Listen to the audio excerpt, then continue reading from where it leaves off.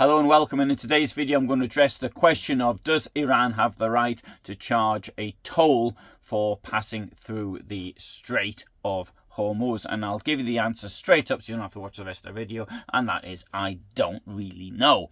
But I'm now going to justify this by telling you everything around it. Now, Strait of Hormuz, it's a waterway, and it's just over 100 miles, 160 kilometers in length, but it's the width, I think, which is the important bit, and it is no wider than the English Channel, really. But unlike the channel between the United Kingdom and France, it is the only exit from the sea if you are in countries such as Kuwait, Iraq, Saudi Arabia, United Arab Emirates. You've really got to pass through the straits with whatever it is that you're carrying.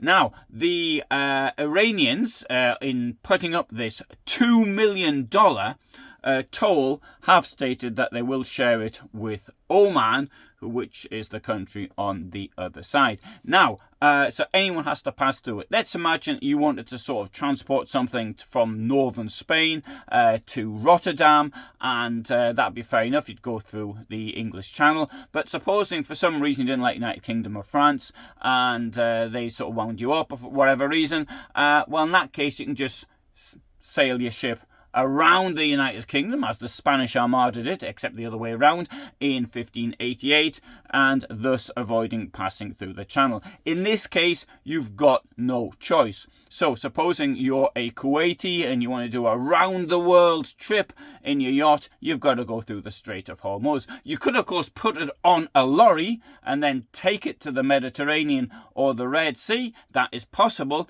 but if you've got an oil tanker, that might be rather difficult. There is, of course, a way round. Keep this one to yourself, though. Don't tell Trump, because he'll probably go and do it. It's really, or think he can do it, and that would be to build a canal. So you can maybe build a canal through Saudi Arabia, maybe you'll nip into Jordan, then into Israel, or maybe you do it through Syria or Iraq, or I don't know. I haven't looked at the lay of the land in these countries to find out where a canal would be possible, but it's totally ridiculous. I mean, canals are sometimes built to avoid borders. There's a number of examples, even between Belgium and the Netherlands, canals were built to avoid in Belgium to avoid the Netherlands, but this case, that's totally ridiculous. Now, having said all that, what can I say about the tolls? Well, there is a law which governs passages, and it's called UNCLOS, United Nations Convention of the Law of the Sea, and I have got it in front of me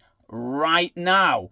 This and if you go to page I've lost it now, page 411 on the treaties, 1994 treaties from the United Nations. Incidentally, the United Nations is a fantastic archive if you want to look anything up, including things before the United Nations existed. It's a really good resource.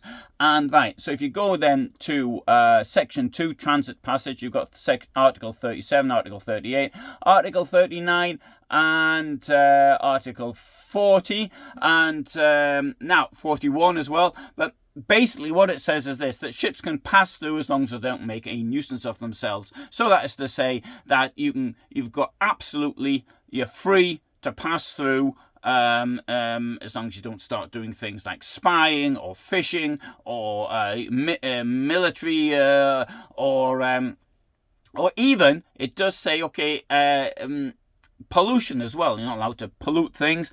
The obligations of the neighbouring states are quite written, so if there's any obstacles, they have to inform people passing through, such as, I don't know, a crashed UFO or something like that. They have to warn those that are actually passing through. Now, the big problem is this United Nations Law of the Sea, which I must say is rather boring to read because I have just read it. The problem is this, that neither the United States nor the Iran have actually signed it. So it's now the in a normal circumstance, as far as the Straits of Hormuz are concerned, there are passageways going both ways of 2 nautical miles, and whereas you've got 170 countries that have signed or ratified the law of the sea, the 2 most important countries to this have not signed it.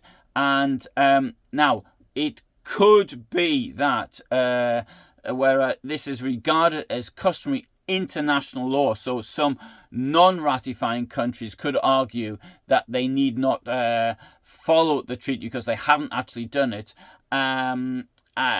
Iran has argued that even though it hasn't ratified the treaty, it has made objections to it.